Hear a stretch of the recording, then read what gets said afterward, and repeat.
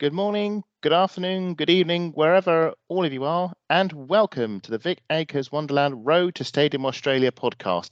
It's been a while, we've been waiting a while, it's felt like 4 years has passed, but finally, I'm back hosting again. But not only that, the World Cup has finally kicked off in Australia. Yes, the World Cup has finally arrived, and what a start we've had. Two host nations winning their opening games, Spain wowing us in that first half, and quite a few penalties as well. So to help pick the bones of our opening 2 days in Australia and New Zealand, we have the magnificent Matt Lorimer Roberts. Hello, Matt.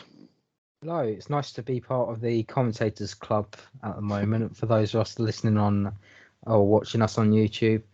But on audio set, we've all got our commentators headsets on, so just be prepared for that. Yeah, we've all upped our game for this one. You know, the World Cup has begun, and we thought, right, we're going to up our tech. So yes, we're all read mic headsets. It feels like, you know, when they do that the Soccer Saturday thing, it feels like if I had a proper green screen, I could do the whole Chris Kamara. You know, there's been a goal at Stadium Australia, but for who? You know, assisting me as always alongside Matt is the absolutely lovely, legendary Lottie. How are you, Lottie? All right, you're too kind. Yeah, no, I'm good. I'm glad it's the weekend. What a 2 days of football. I mean, I've got some football to catch up on, but that opening day, I can't wait to get into it. I must confess, obviously these games are all kicked off during the morning, sadly, at which point I'm at work. So I'm looking forward to tomorrow because it's the first time I'm able to sit on a sofa and watch one of these football matches properly and not get. Is it gonna be one of them Homer Simpson moments where your body imprints on your sofa and then you pull yourself out? I am sitting down on the sofa and I will not be standing up for another 12 hours. Loo breaks excluded. So, what about snacks and drinks? I'm stocking up on supplies. I've got a fridge full of food. Okay. So, before we start, we should probably start with the sad news in New Zealand before the fun and facility began of the tragic shooting that happened in New Zealand. And all of us here wish to pass on our condolences and wish those, wish them all the best. Sadly, people have died, and it's a tragedy. And all we can say is, pass on our condolences and wish those who survived and those who are recovering all the best for the future. And I think, in some sense, there was sort of this game, this opening game, which we're going to pick into, which was New Zealand against Norway. Sort of a way to sort of almost like a flip over, emotionally, as to something positive that happened. And what a game it was. Lottie, you were fortunate enough to watch it. Could you just give us insight? What happened? Oh, do you know what? It was one of the best performances I've seen so far. I wasn't expecting it from New Zealand. When we originally did our Group A, between me and Matt, we weren't really 100% sure. When we were looking at New Zealand, you look at the likes of Ali Riley and Sylvia Percival's just come back from an ACL. And she actually nearly played, I think she played the full game, which is pretty amazing for someone who's just come back. But New Zealand just had this absolutely fighting spirit. And Norway, put it this way, their midfield was MIA. Frida Leonardson Mornham was MIA. But even it was just absolutely incredible, and I think one of the best duels on that pitch was between Ali Riley and Caroline Graham-Hansen. She just would not let her get down that flank at all, and it's the sort of battles we expect. We sort of said, it's going to be an open game. We're not too sure about New Zealand. It's not going to set their world alight. A bit like the Euros up in Manchester that we all went to, but this game has got my attention. I was on my own, just glued to my iPad. I don't know which way this game's going to go, and you had multiple attempts through that first half from New Zealand that you don't expect them to get past the calibre that Norway have. And it doesn't look like they've learned anything from the Euros, and I think that for me is really disappointing, especially with the midfield that they had out. We should just clarify for the listeners reading, just got the team sheet here. There's a midfielding of Indrik Angen, was one of the best defensive midfielders in the world, plays at Barcelona. Lottie, as we know, Guro Wrighton, who was great for Chelsea last season, and in fact they've got the likes of Callum Graham-Handsome, Blackstad, and Anna Hegerberg, who's actually, I think, making her first World Cup appearance. She's returned to the team after obviously all the fallout, the dispute she had with the national coach. She did try and do a bicycle kick in that first half, and if it was on target, what a goal that would have been! But it wasn't meant to be, unfortunately, for her. But the only thing with New Zealand for me was in that first half, they just didn't have anything in that final third. As much as I've forgotten her name. That's terrible. What? Who? Wilkinson? The goals. Yeah, Wilkinson. She got down there four times, and she just couldn't get that final touch on the ball and get it round to the net, and it was so frustrating. But the second half, for them to come back within 3-4 minutes, it was in, and it was just a magnificent set piece. It's something that you practice. That like when you train your team or the girls train together. That's just it was a standard set piece, and it was thundered home by her, and it was just absolutely mind-boggling. And it was you could feel the electric in that record-breaking crowd. I mean, they had 4,000 more than they had in the men's game in 2017. We all know New Zealand is a rugby, cricket loving country, and New Zealand football is a lot behind. For them to win 1-0 for the first time in a World Cup on home soil is absolutely massive. It's the first ever victory for a men's or women's football team at a World Cup, and I should say I had absolutely massive. I knew Wilkinson would do well because she did well for me when I won the World Cup with New Zealand on FIFA. So I was very glad to see her score. The move is great. If you get a chance, I actually missed it because I was half time, so I turned the audio off. And then I remember the second half I started, tuned back in, and they'd already scored. I was fuming myself. The goal is a thing of beauty. The way they worked on the wing, got hand first on the pace, cross it in. Wilkinson smashes it in, and I wanted full credit to New Zealand. From what I was hearing, it sounded like they basically had control of the game. And just didn't. I think not the closest Norway came. There was a shot that hit the bar that was tipped onto the bar. It was two from Frida Leonardson-Morning, funny enough, but she did the most Arsenal thing and sent it wide and over the bar. Yes, I saw this. As we see on a regular basis. We did on a regular basis. I want to move on to Norway in a bit. I'll bring Matt in for that one. Well, actually, I'll bring Matt in for you for this one because there was two, I think, big things that happened in this game. There was the goal, and it was a great goal, and it got the crowd going. And there was a moment that happened right at the end of the game when it was much publicised about VAR. VAR was going to be done differently at the World Cup. And in the opening game, we had our first VAR moment. When firstly, I wanted to check: did you agree with the decision? And did you agree with it? What do you think of the way that it was communicated? I felt a lot more relieved that you were able to get the explanation. It was nice, clear, and precise. That it was very easily able to be heard. The commentators basically said because of this historic moment where they basically going radio silent, and it was clear, concise. You knew what was happening. You saw the replays as well, so you knew that it was going to be a penalty. Just a bit of a shame that a Tottenham player was taking it really and real personal. Let's just not to mention it. I know Lottie's sort of laughing in the background, but last time, but it's also a case of she just come back from ACL, and I don't think it was the wisest decision in my opinion. To be fair though, I have to let the Tottenham side of things go, but a few meters lower, that's top bins, and we're saying what a great penalty. I think we're all grateful that it didn't affect the result. Because it would have been a crime if Norway had gone up the other end and got a late equaliser. But I know, Lottie, I would say you're not the world's biggest fan of VAR, but would you be happy if something like this happened at the Emirates Stadium, if there was a VAR call and Michael Oliver said to the crowd at the Emirates? At the big grounds, I probably will disagree with it, but the way it came, come on, we know what the decisions are like in the WSL, but that's a whole nother conversation. Me and Matt can talk about and moan about for about hours. I think it was clear and concise for me, and I was quite happy with it. It's something new, and it's definitely going to be needed throughout this World Cup. I'm interested to get Matt's opinions on another game that happened that I actually missed, and I want to know if it has actually been used. But we'll get to that a little bit later. But I think what's fun about the women's game is We're the guinea pigs. We Yes. get tested. It gets tested out on us before it hits the big stages of the men. But I think they need to remember we're just as big. The sport like is it. growing. Like 1.3 million tickets have been sold. That should tell you we are growing. We are here. We're not going away.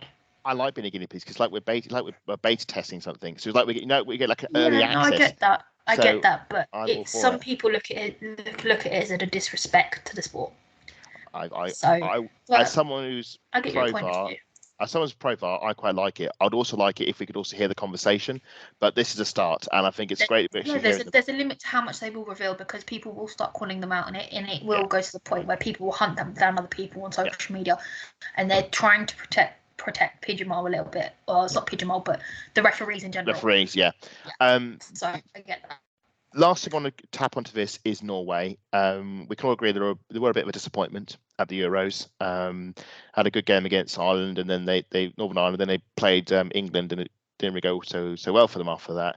So we were sort of hoping coming to the World Cup, they so much talent. They've got Hager, who was a legendary player for them, managing them now. The new manager in, and it looks like they're no better. Are they going to disappoint again? We should just say in their group they've still got to play Switzerland and the Philippines, and they're now on the back foot. If they lose to the Swiss, that's probably them out of the group stage, which is baffling. Bonkers considering where they used to be in terms of getting deep into tournaments and winning it as well at one point. Is Hager a failure of a manager? Have they gone backwards? Where do you see Norway going on this one after this? The good thing is they've got 2 games left to make sure that they are there, or they can make sure that they're 100% there. It looks like at the current moment that 6 points will get you through at the moment. So they'll have to beat Switzerland. That is the case, but it also means that Switzerland will be up for that. I'll probably talk about Switzerland when we talk about their game. Yeah, we will. But they need that. If I'm honest, I do look at players that have become managers. So someone like Rachel Yankee, she went on to manage Fulham. She didn't do very well for them. So it's always like Kelly Smith as well. Kelly Smith's been a coach. She hasn't been a manager, and there's a reason for that. There's various reasons. I don't think legendary players make the best managers if you look across the games. It's usually the like I think Arteta, who was once a legendary player, but he was a good player, very good player. He's become a very good manager. Saying that, Zidane did win the Champions League with Real Madrid, so it does work both ways. I think for me personally, it's a case of you've got to have that manager that has got a tactical mind. It's like when you look at Martin Odegaard, I can see him being a manager when he's finished playing football, for sure. You can just see it. And I saw that same sort of look or vibe or whatever in Arteta when he was playing for us. And look at us now. I know this is the men's game, but I think it does have the potential to go into the women's game. I mean, if Jill Scott wanted to, I think she'd be a great manager. Yeah. The amount of experience she has. I mean, even Megan Rapinoe could be brilliant. I do look at also with the Olympics and Hager Reese's attempt of managing England and Team GB, and she had very questionable team selection, and we just ended up relying solely on Ellen White for goals, and I think we can all agree it was a bit of a disaster at the end. Just want to round up. Adam, can I just add something else? I do also think it's a question of when you look at that team, I want to know how together they are. You look at the Lionesses last year, we were solid. We were united. They all had each other's back, yes. Yeah. But I don't see that with Norway. And that is what concerns me. Yeah. Because you don't see that from Fried and Leon to Mornham at Arsenal. Yeah. There's something going on there. I think Jonas pointed this out at half time. You need to feed the ball to her for her to get the ball up to the forwards or even in the goal. And they weren't doing that. There's something that's not quite right, whether it's the game plan or what. They're just not together for me.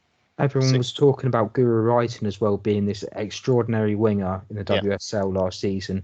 I've been saying it that I don't really see it. She was playing in a deeper role. I think she was playing either the 8 or the 6 role. And it's Julie Backstead that was playing on the wing instead. So it's got to. I don't know if it's maybe it's the balance of the wingers on and the midfield isn't coming together correctly, and that's what's causing all these issues. It does sound like there's lots of players that are on position. Bad.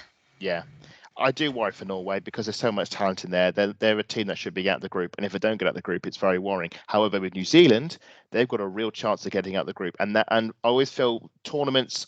The more that host nations can progress in a tournament, the stronger the tournament is, because you need that. I felt back to the 2010 World Cup. South Africa went out in the group stage, but it fell in that one. It was a bit more that it was a World Cup of all of Africa, and watching lots of Ghana go deep in the tournament felt great. I think of the Euros of Poland and Ukraine. They went out in the group stage, and I thought the tournament was a bit naff after that because it just wasn't that same drive going through. I want to quickly touch on the other team before we move on. I want to finish off, wrap up Group A by talking about Switzerland versus the Philippines.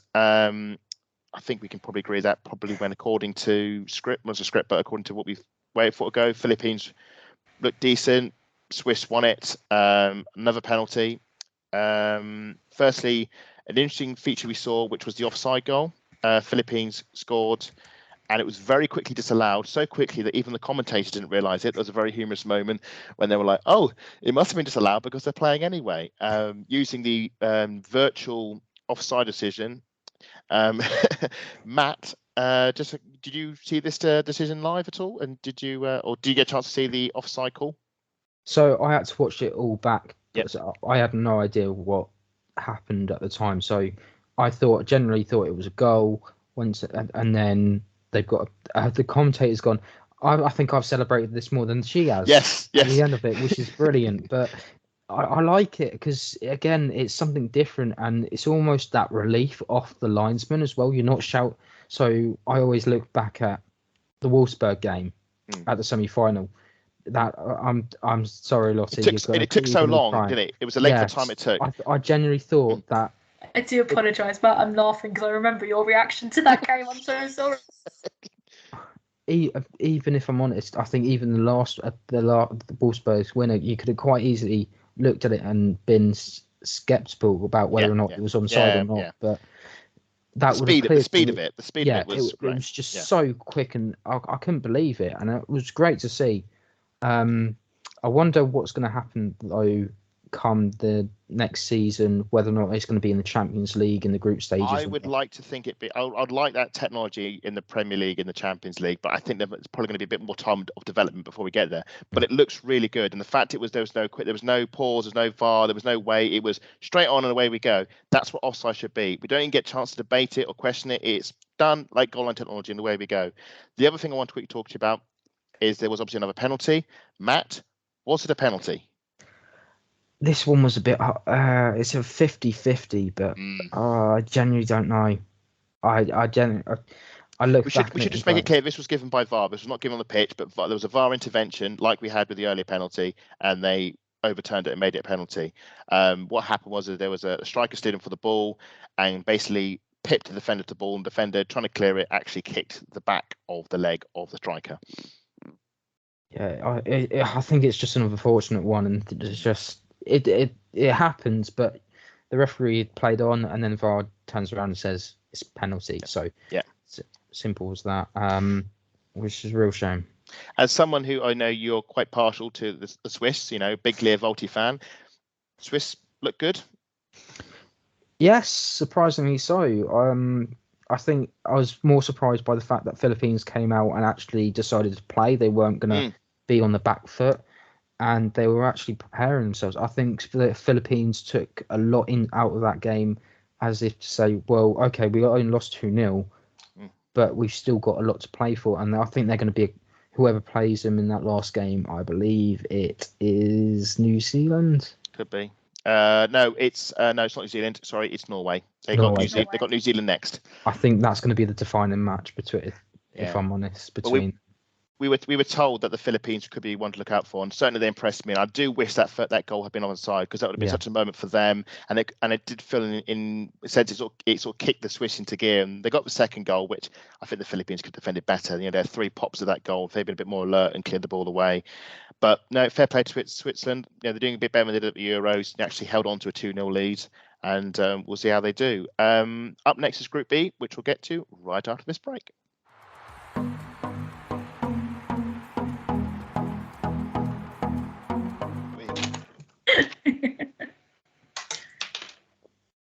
Matt, what are you doing? I'm not doing anything. And welcome back from that amazing break. So we're into part 2, and we're going to pick apart Group B and a little bit of Group C. So first up was the other host nation, Australia 1, Ireland 0. Lottie, it's another win for the hosts, 2 out of 2. Yeah, no, definitely. I mean, we knew Australia were good. For me personally, Australia were going to likely ones to win out of the two. But the shocker New Zealand put me back in my place, that's for sure. I've got to say, this game was a battle for the ages. I mean, no Sam Kerr. I'm not her biggest fan, but I'm actually genuinely gutted for her to be not be able to captain her team on home soil for the first game due to a calf injury. It is devastating. Yeah. And I'm actually gutted for her. She's one of the most prolific strikers in the world. And I just, genuinely gutted for her. But it just meant that our very own Steph Catley got to captain, and it was battle of the captains at that game. And I'm so incredibly proud of all three of our girls. I mean, Katie McCabe was just Katie McCabe through that game. The massive epic duel between her and Hayley Rasso was unbelievable. How there was no cards handed out, I will never know. So I'm amazed that McCabe didn't get booked at all or anything. Yeah, I'm actually stunned. I'm still backing her to be carded first, but because it's Katie and her reputation, I mean, I think her little sister Lauren did an interview, and she said to Sky, like, I've got to have a word with her about how many yellow cards she gets. Yeah, she gets her fiery passion from her brother, and like apparently Lauren's got that in her, but she tries to conceal it. I'm sitting there thinking, just don't conceal it. Be yourself. But yeah, no, it was just a battle for the ages, and you're just sitting there like someone's seriously gonna get hurt, and it's not gonna be Katie McCabe. No, she's not. You see, I think I got a memed photo of Katie in the air with her 2 feet and Rasso at the bottom of her feet. That's been doing the rounds, hasn't it? It was the song attached to it. I think it was from Matt, actually. Was Kung Fu Fighting.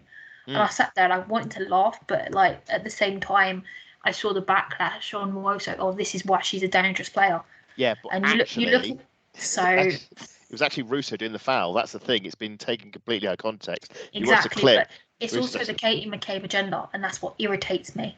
Although Rasso committed the foul, it's Katie McCabe's fault either way because of the way the picture was taken.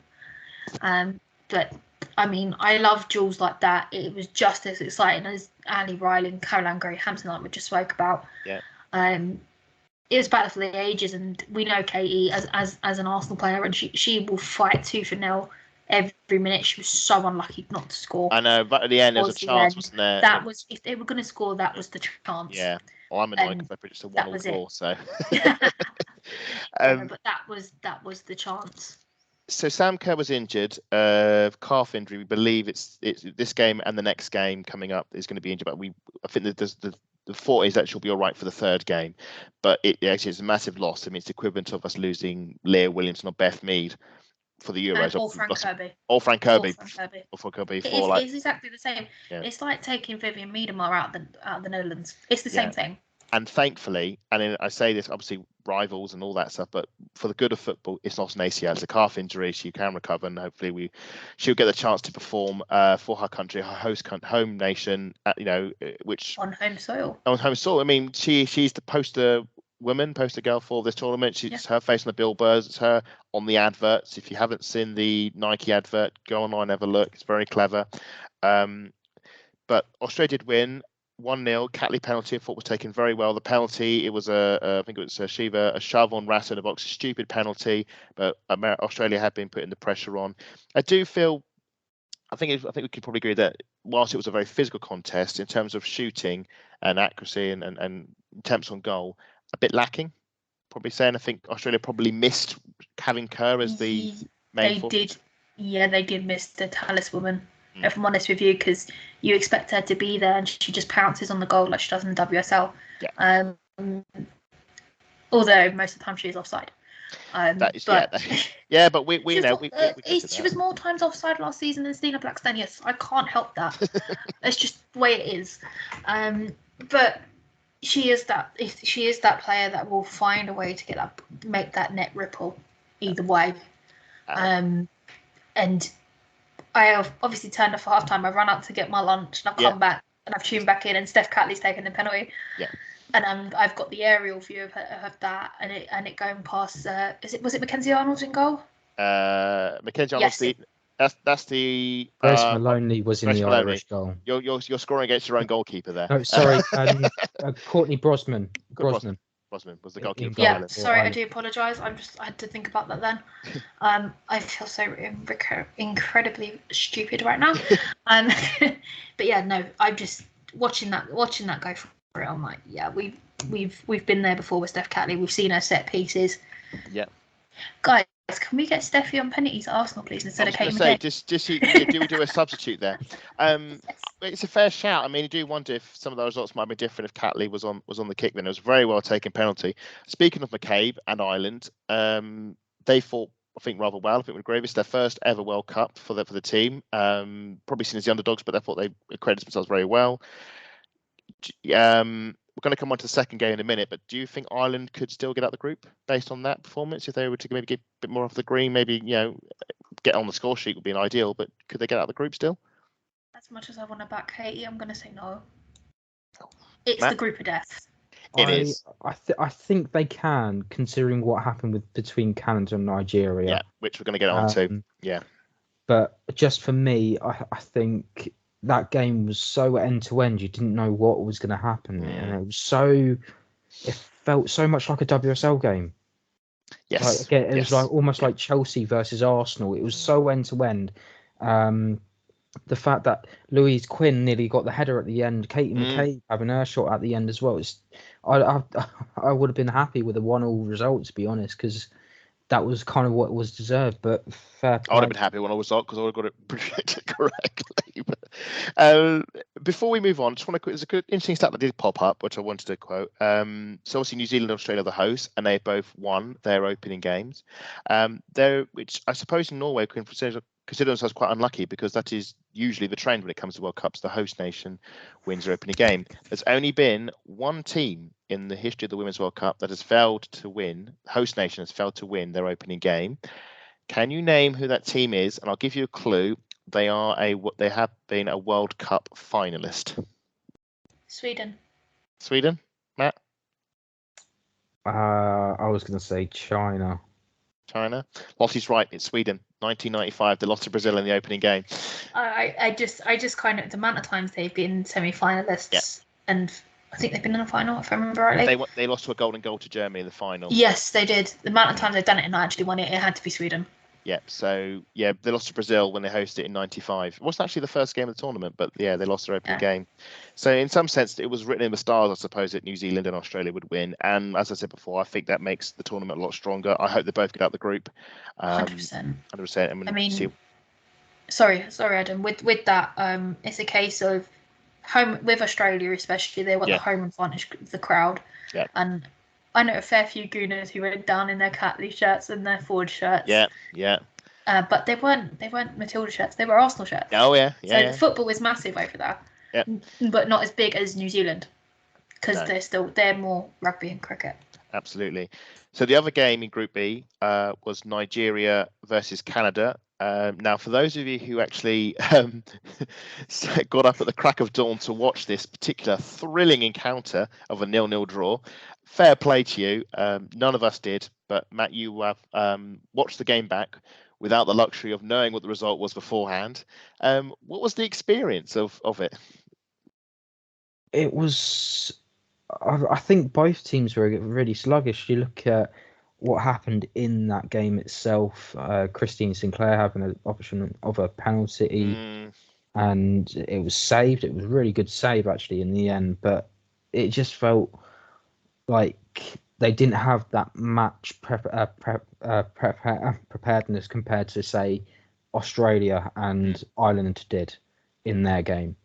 And I don't know whether it was just because Canada were missing something. Chloe came on and actually made an appearance, which was great to see. She had a couple of opportunities. Chloe Lucas. Yes. Yeah. And unfortunately, even Jess Fleming came on as well towards the end, and it just didn't seem to go in Canada's favour, which was a real shame. But and again, I have to say fair play to Nigeria because they defended really well. But they just didn't really offer anything going forward. It just seemed to be Canada's opportunities that were just missing after missing.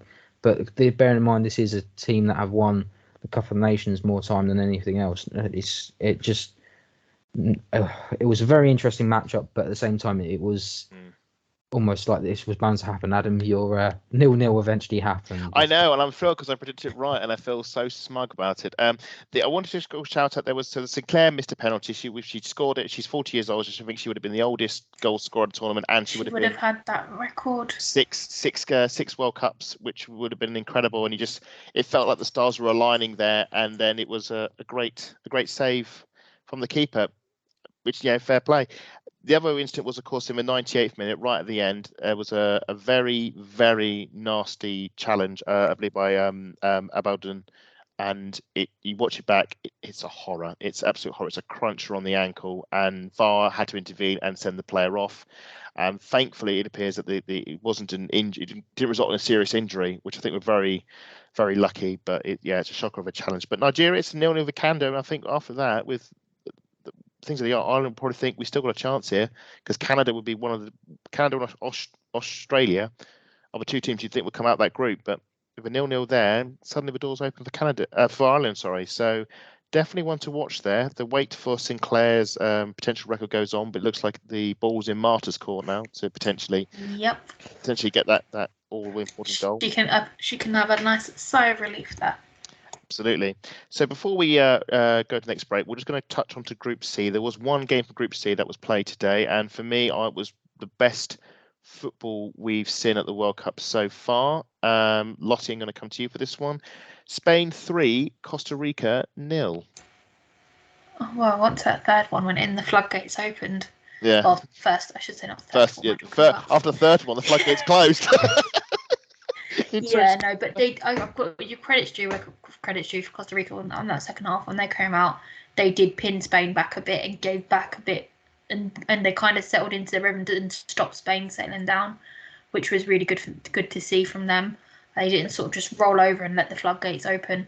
Obviously, they previously played together. Was it a 1-1 draw the last game? I think they played each other. I know they last played together at the World Cup back in 2015, and it was Costa 1-1. And I think Costa won it actually. I think Costa won 2-1. Okay, there was a game more recently, and it was 1-1. Yeah. It was nice. It was nice to actually get a closer look at to Priscilla Chinchilla. She looks like a very good player, but you could see when the first two went in, they started to crumble, and you could see the frustration. Although the camera was like purely focused on the Spain players celebrating, you could see in the white shirts they were crumbling. And they were shouting at each other, and it was, instead of saying, okay, come on, let's just collect together, we go again.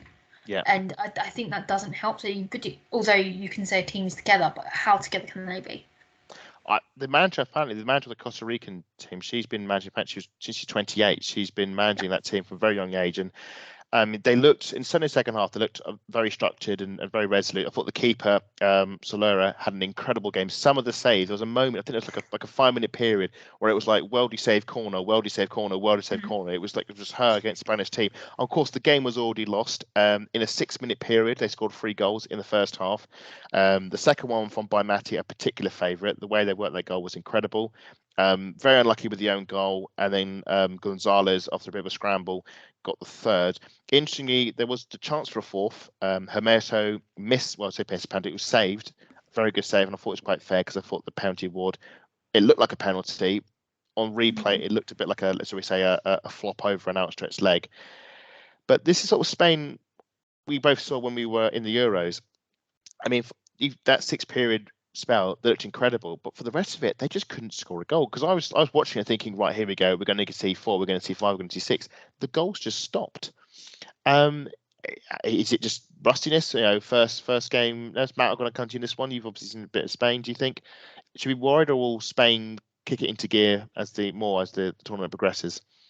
I think I'm more worried by the fact that it took them 20 minutes to eventually score the first goal. That was no goal. They had someone kick it in for them. No offense to Costa Rica, because they're here for a reason. All the 32 teams are here because they've qualified, and it's a huge achievement. Obviously, I think the best way to put it is Spain are professional and Costa Rica are semi-professional or amateur level. They're not quite there. They're looking for ways to improve and develop themselves. And as you mentioned, 2015, they went and beat Spain 2-1. Yeah. But for Spain to just turn it on for 6 minutes and then just not do anything for the rest of it, I think that's a real concern. Yeah. I have a feeling there was some sort of backlash between Alexia Putellas because she didn't start that match. She came on towards the end of that game as well. I think that's fair, though. I think I wouldn't have wanted Putellas to start because she's coming back from an ACL and you should be playing 90 minutes like massively. My feel is, certainly in the second half, there were chances there that the keeper made some great saves.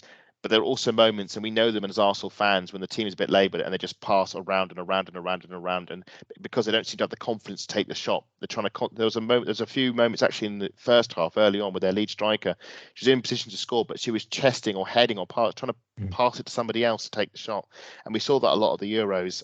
The fact is, when they deserve to win the game. I mean, we should make that absolutely clear. Yeah. And when they were actually playing properly and actually took the shot and worked the opportunities, it was brilliant.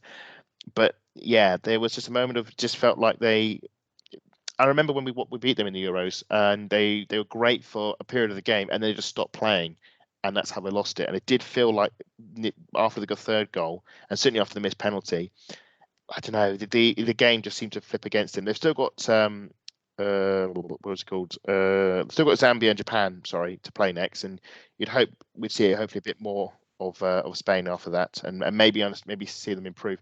The troubles are well documented. We've covered them in our other pod, the fallout, what's happening behind the scenes. But the talent is there to see, and I say that 6 minutes is the best 6 minutes of football I've seen at the World Cup so far. I can't wait to see more of them. So that concludes Group C so far. We're going to move on to England right after this break.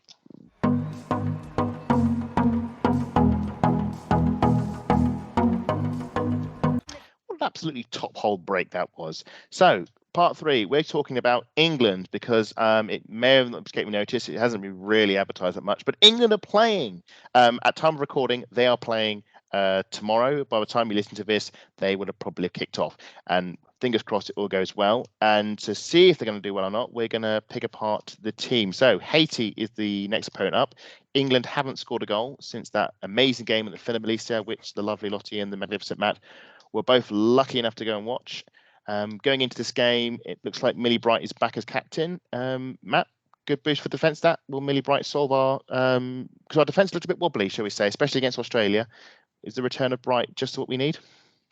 Well, there's a reason we call her the Wall, because I thought it was Leah Williamson we called the Wall.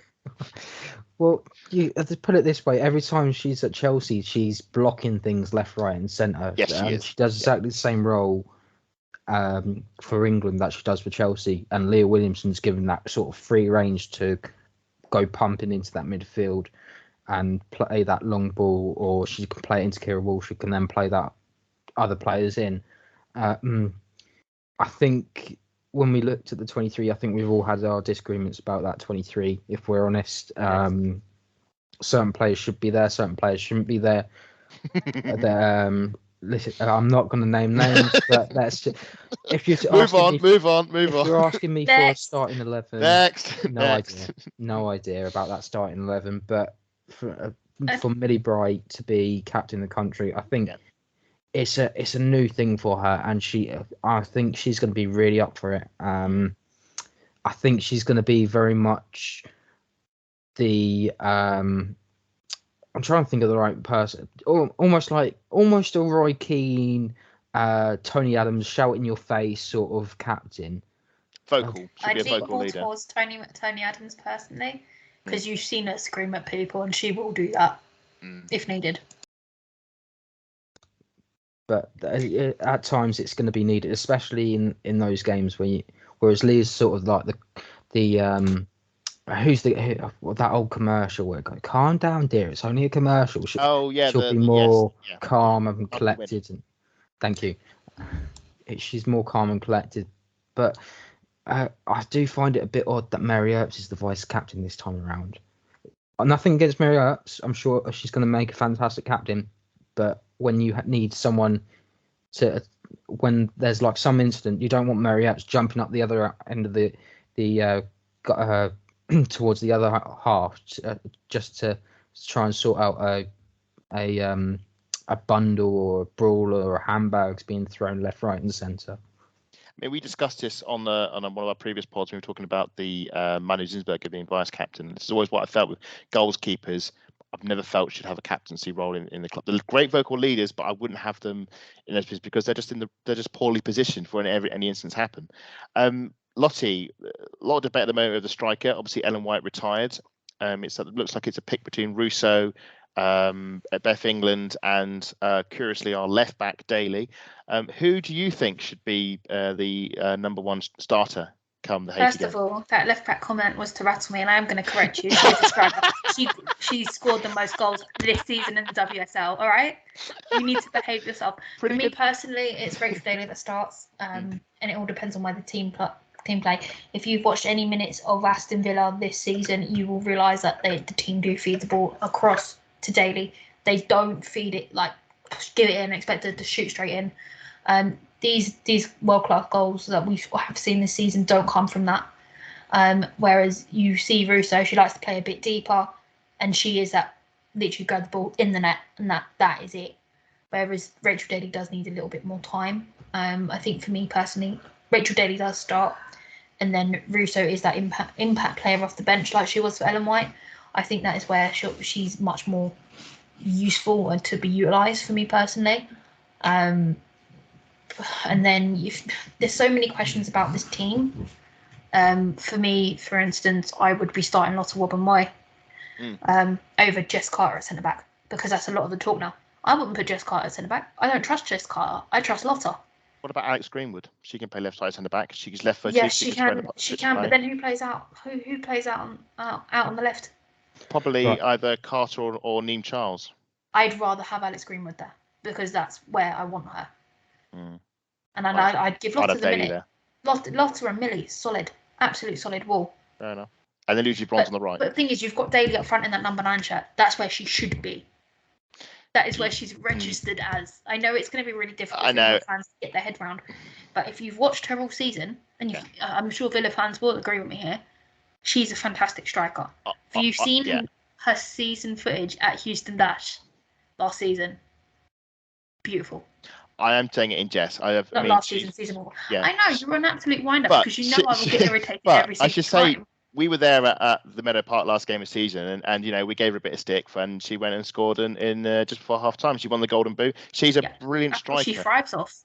That's what she thrives off. It's a bit like Beth Mead when we went to Tottenham. Do you remember her comments post-interview? Yeah. Same thing. Absolutely. My only thing with Rachel Daly is that in the England setup, at least, she hasn't had that much experience playing a striker, and it's a different. She plays at the forward role in a different way to say how Ellen White did.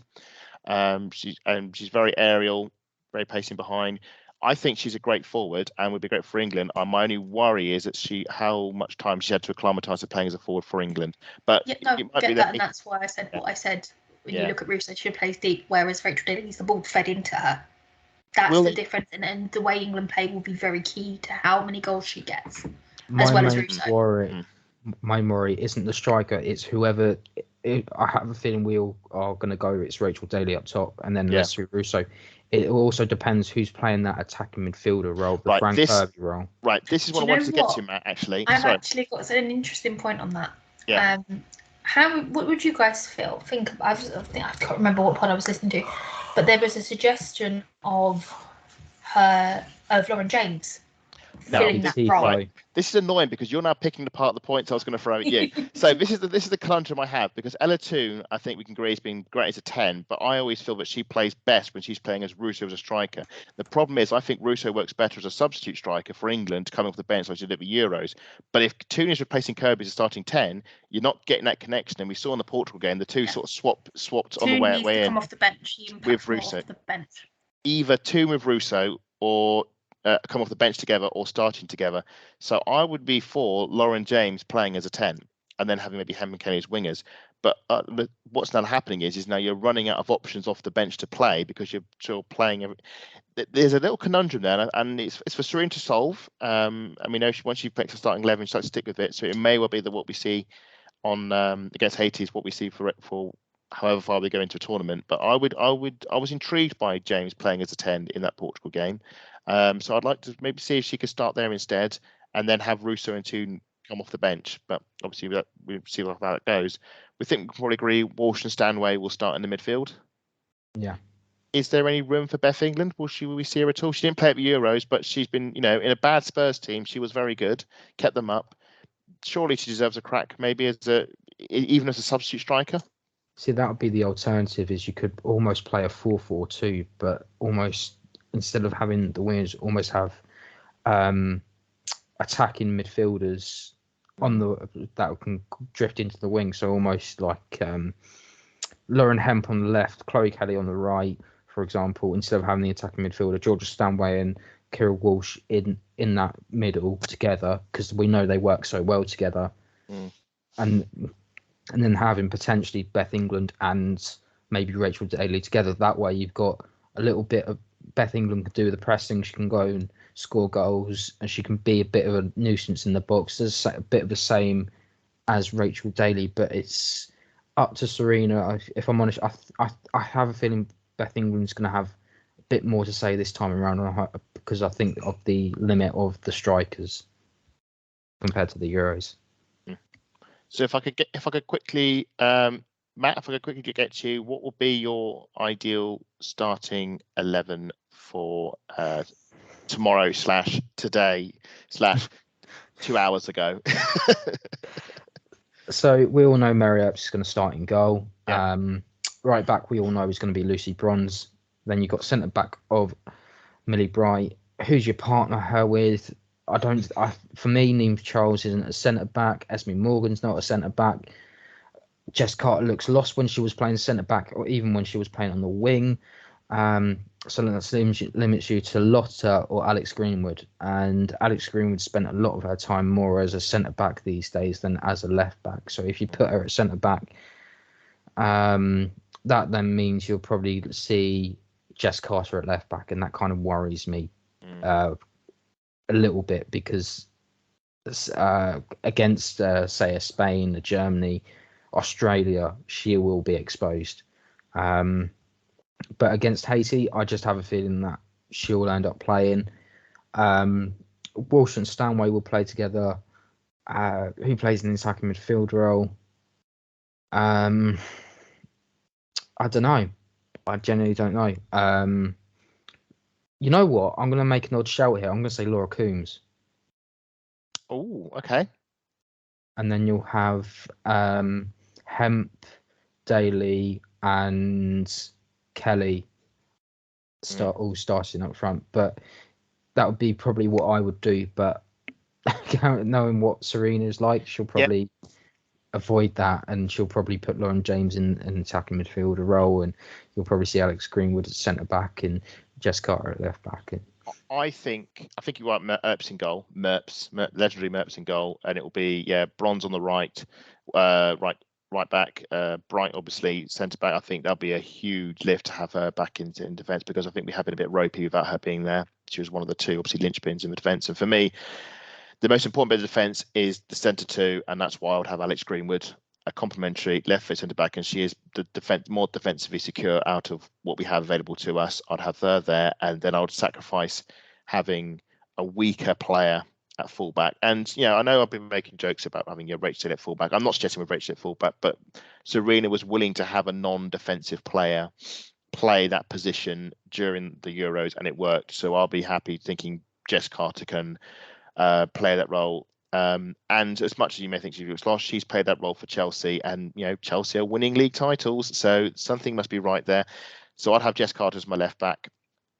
I'd say 50-50 with Niamh Charles, but I will stick with Jess Carter there.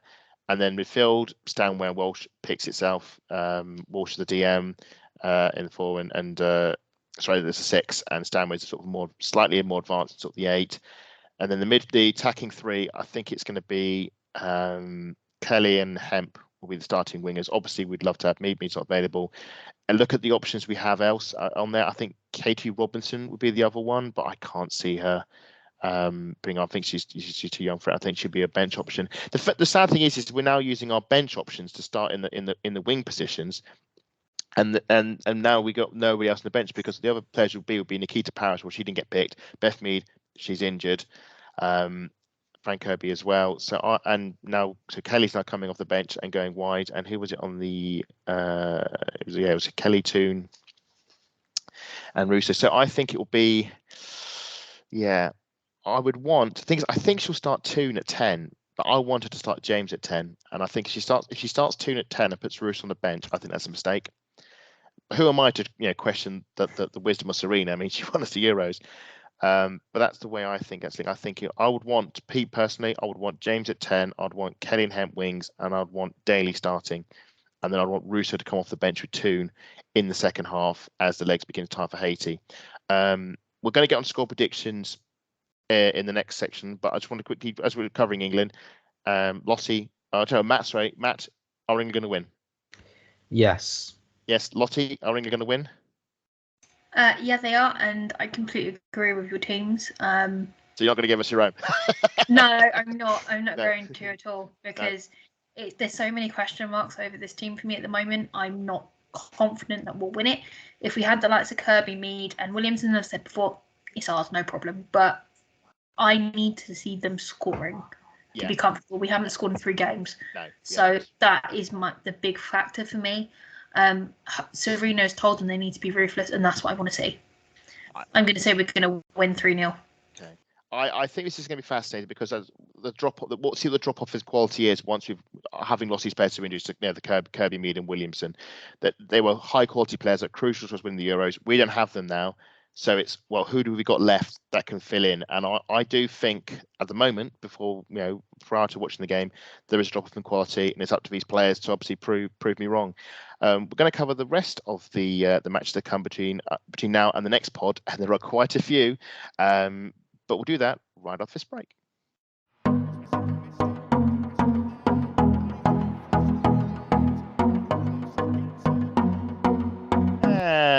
And welcome back to the final part of the show. We're going to quickly whiz through the upcoming fixtures between now and our next pod recording. As it turns out, there's quite a lot of fixtures because due to the expansion of the tournament, we're now at, tomorrow, Saturday, at time recording, 4 games to get through, quite the marathon. So for these timings are UK viewing times, and these are on UK channels. So obviously, if you're listening on the other side of the world, your kickoff time and service provider will vary.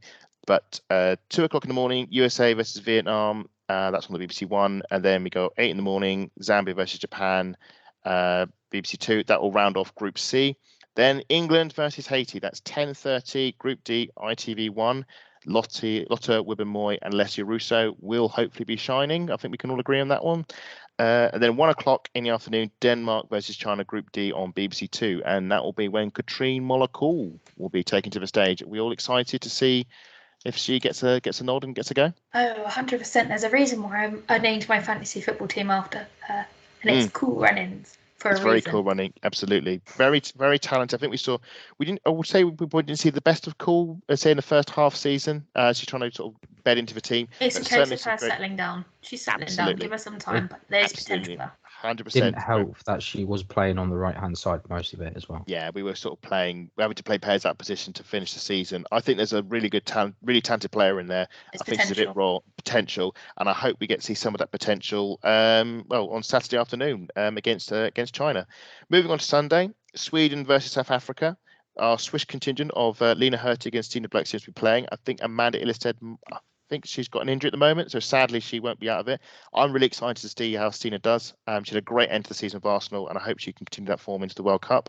One of the games I'm really excited about, and I've made a lot of noise about this, is Netherlands versus Portugal. It's a replay, as I said before, my favourite game at the Euros. I should say earlier that Sweden game, 6 o'clock in the morning, that's on BBC Two. If you want to watch the Netherlands-Portugal game, 8:30 in the morning, you've got to switch over to BBC One. We'll hopefully be seeing Victoria Palova play. Netherlands will sadly be missing Miedemar, but there's plenty of talent in that side. Matt, you looking forward to this one? Yes, and it's very interesting as well because Victoria's actually been given the license to play as a wing back. So it's another potential weapon in the Gunner's armory. Next season. Well, you know what? I would have said a potential weapon in the Arsenal. Arsenal. So yeah. I would have said that. Not bad though, Matt. Not bad. No, not bad. But knowing Victoria, she'll just take it on the chin. She's if she's anything like she was at Arsenal, she'll be fantastic, and she was fantastic throughout that Netherlands game as well, and even the Switzerland game in the Euros. So I'm hoping she takes everything on the chin and just runs with it. And if she can score another, well, potentially Katie McCabe-esque goal, I'll be happy with that. No, I saw her on the game against Switzerland. She got the goal near the end, and I've been impressed with her since she's come to the club, and I'm really looking forward to seeing what she does in the world stage. Scored against Belgium when she's playing as fullback. It was a very nice finish. Hopefully she gets to do the same in this one. The final game on Sunday, 11 o'clock in the morning, France versus Jamaica. So, and that's on ITV1. So our first chance of the World Cup to see France under the new owner managership of Renard, former coach of Saudi Arabia men's team. Really excited to see if this France team can finally fulfill the potential we all know they have. Moving on to Monday, 7 in the morning, Italy and Argentina, ITV1. In fact, this is an ITV1 triple header. So if you love your ITV1, you're in luck today, in that particular day. So 7 o'clock, Italy, Argentina, that's in Group G. 9:30, Germany versus Morocco in Group H. And then 12 o'clock, Brazil versus Panama in Group F, and that's the return of Hafa. I think we're all excited to see Hafa captaining Brazil. It's hopefully Oh yeah. Copa America. It's the first time that Panama actually played Brazil. So it's really quite exciting.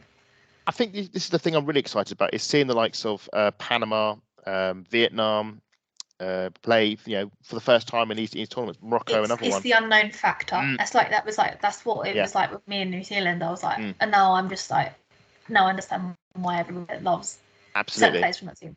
And then you think back to we had the draw between Canada and I think it was Nigeria.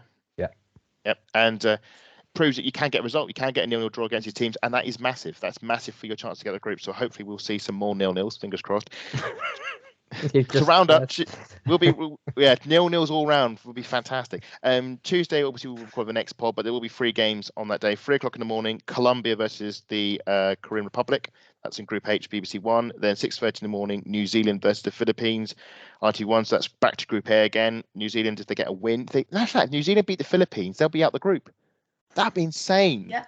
That'd be amazing. That's so exciting. So, I mean, I'm sorry, Philippines. I love you to bits, and I really wish you get a group. But I think I want to see that happen. New Zealand out the group, and of course the carnage it would call, because you think of the games left. Norway will be scrapping with the Philippines and Switzerland to get out the group. So that would be incredible. So that's one to look for ITV1. And then 9 in the morning, Switzerland play Norway. And we'll again be seeing Moritz and Volti against Nelson Mornham. Sorry, that is going to be interesting. Switzerland, Norway, because Norway could go out. If they lose to Norway, they're gone. Sorry, if Norway loses to Switzerland, they're gone. And that'd be pretty big for Norway. I mean, you can't imagine Hegeris staying. Massive, but look at the bright side. I know it's absolutely gut wrenching for Frida Leonardson Mornham, but she gets an early holiday and she gets to come back for Champions League. I have seen that idea. Selfish. I've seen that idea circulating on Twitter, the idea that we can get Frida back early for pre-season and get her warmed up for our crucial Champions League games. But that's our itinerary over the next 4 days. Lots of games to watch early in the morning, so quite a few early starts. So maybe you have to tune to see if you can find a quiet corner in the office, or tune on your radio of choice. Or so after those games, play with fire like I did, and sit in a meeting, have one AirPod in and your iPad in front of you while you're sitting opposite your manager. I applaud your courage, Lottie, but sadly I am so bold, and I shall be hopefully listening in on the radio as the results come in on the 5 Live. Matt, I expect you'll be doing the same. Quite a few early games here. I think I'm going to have to. Some games I'm going to try and stay up for. A few others are going to have to probably bite the bullet and catch up on the old iPlayer, or ITV Hub, Sky Plus, whatever your choice is. So, of those games, we're going to do a quick run of predictions. For those who didn't know, we're going to do a quick game inspired by Tifa football, which is points are bad. We're going to be predicting every game, and then depending on how close we are to the result, how many points we get, and the more points we get, the worse it is. So just before we start, quick roundup of the scores so far. At the moment, Matt is on 14, Lottie's on 13, and I'm on 5. So at the moment it's going well for me, but that's only because I got to. It's very early on, and I think some of us are probably a bit over ambitious with some of our predictions.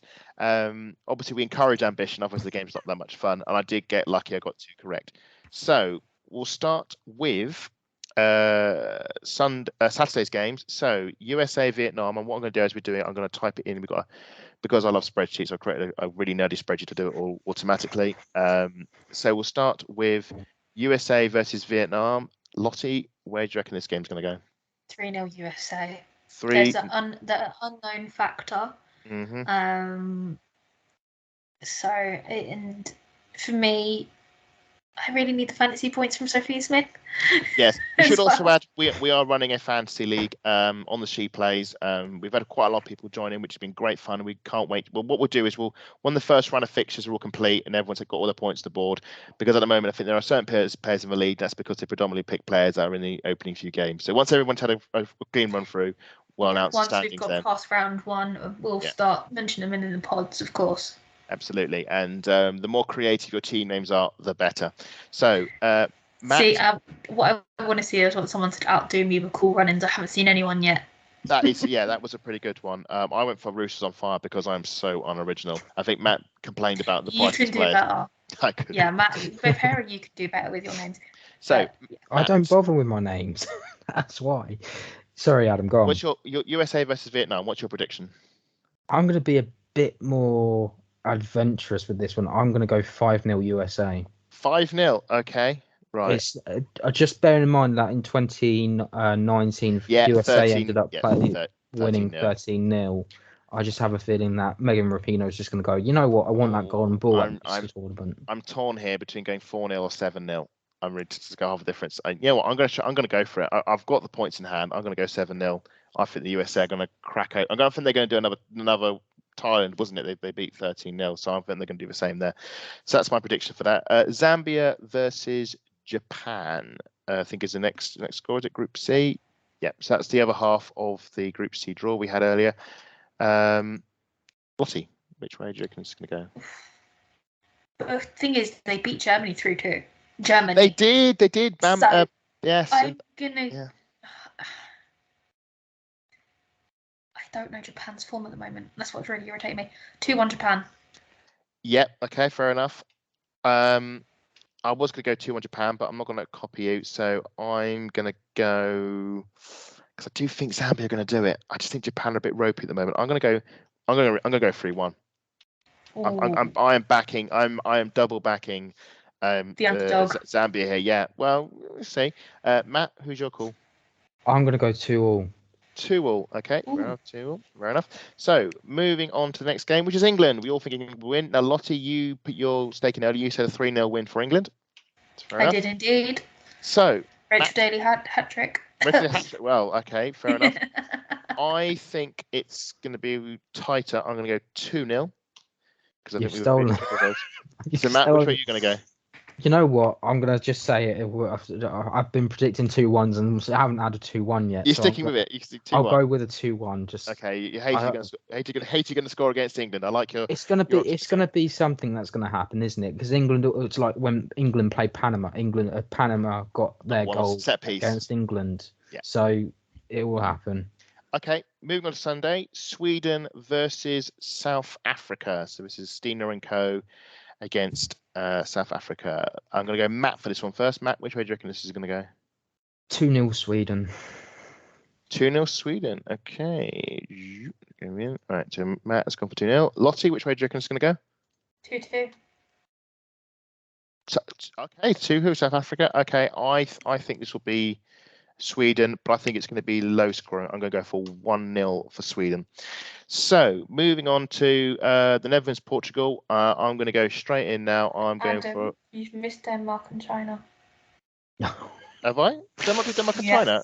Oh, I do apologise. Yes, for all Denmarks and Chinas, I do apologise. We'll quickly do that then. Chinese. The Danish and the Chinese. Thank you, Lottie. I've double done myself there. What's your prediction? Oh, 2-1 to Denmark. Fair enough. Matt? I'm going to go 1-1. I was going to go for 1-1. Okay. Well, okay. I'm going to go. Denmark were really disappointing at the Euros, weren't they? I'm going to go 0-0. I haven't had a 0-0 yet. I'm going to throw my 0. I'm going to play my 0-0 card on that one. So moving back to where I was, Netherlands, Portugal. I'm going to go straight in there and say it's going to be a repeat of the Euros, and it's going to be 3-2. Matt, which one do you reckon it's going to go? I think Netherlands have learned a lot since then. I think it's going to be 3-1 Netherlands. 3-1 Netherlands. Lottie? 3-2 to the Dutch. Okay, same with me. Okay, 3-2 with the Dutch. So, moving on to the next one. Last one on Sunday is France versus Jamaica. Matt, where do you reckon this is going to go?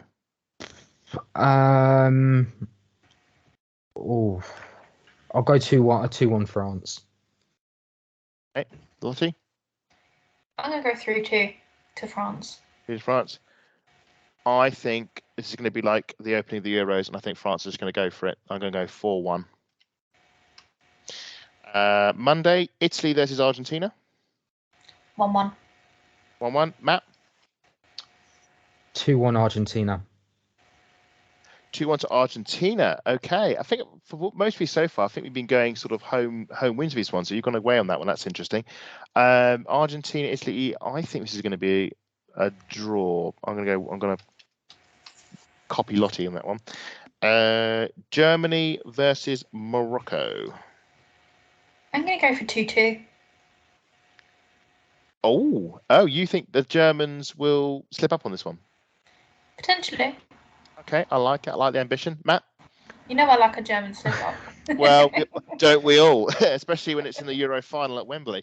I'll go for 1-0 Germany. I have a feeling that they'll just put that in the past and they'll use it as a confidence builder. I'm going 2-0 Germany. You mean Germany? They are always reliable, efficient. I can only see them getting out of the group and going deep in the tournament. And I think it's going to start with a comfortable 2-0 win against Morocco. If Morocco gets out of the game, then they're legends and fair play to them. Lastly on the Monday is Brazil versus Panama. I'll go first this one. I think Brazil are going to do well. I think there's going to be 3-1 to Brazil. Lottie? 3-0 Brazil. 3-0. Okay, 3-0. And Matt? 4-0 Brazil. Okay, Matt's throwing the kitchen sink at this one. Okay, so Marta to score all 4. Well, that would be something. Break the record. Yeah. Yes, absolutely. So good luck to Marta on that one. So last 3 games is on the Tuesday. So Colombia versus South Korea. Matt, which way do you reckon it's going to go? Yeah, this one does end round 1. Yeah, this is the last game of round 1. Colombia versus Colombia versus Korean Republic. I'll go 1-1. 1-1. Okay, that sounds fair. Lottie? I'm going to go 2-1 to Colombia, but purely on the basis is they came second. They lost to Brazil in that final last summer. I think they're a dark horse for this tournament. I'm going to play my 0-0. I'm going to go 0-0 on that one. And then moving on to round 2 of fixtures, we'll get them in now. So New Zealand versus the Philippines. I'm going to go first here, and I predict that New Zealand versus the Philippines, New Zealand will win. They're going to get out of the group. It's going to be a 2-1 win, and they'll be the first ones out of the group. Matt? I'm going to go for a 1-1 draw. 1-0, okay. And Lucy? I'm gonna back Ali Riley and her multicoloured nails. New Zealand 2-0. New Zealand 2-0. Yes, massive shout out to Riley nails. That's a superb way of, shall we say, representing your message. Shall we say, representing the message, defying the message. Well. Love it to see that. And lastly, our last game before our next recording, which is Switzerland versus Norway. Lottie, I'm going to let you go first on that one. I'm going to go 2-0 to the Swiss because I just can't see Norway scoring. Frida, as much as I adore you, you're coming home. Yeah, she's coming home, sadly. Matt? I think this one's going to be a draw as well, if I'm honest. I'm going to go 1-0. 1-0, okay. I'm going 2-1 to Switzerland. I think Norway are going home, and quite frankly, after Haga Risa, the way Haga Risa treated our England team, treated Jordan Nobbs, treated Beth Mead, took us to the Olympics, and the way we crashed out against Australia, and then she's gone away. I can't think of anything better than to see Norway go out nice and early, and we get Frida Lilton back in time for pre-season training, which would be fantastic. But that's it. That's the end of our first Road to our Stadium Australia podcast at the actual World Cup. What an incredible few days. And, it's only been 2 days in, and we've had drama, penalties, red cards, 2 host nations win, and 1 favourite already on the rack. I can't wait to see what the rest of the World Cup brings. cracking fixtures coming up, and we'll be covering and reviewing them in our next pod. But until then, enjoy the World Cup and see and hear from us soon.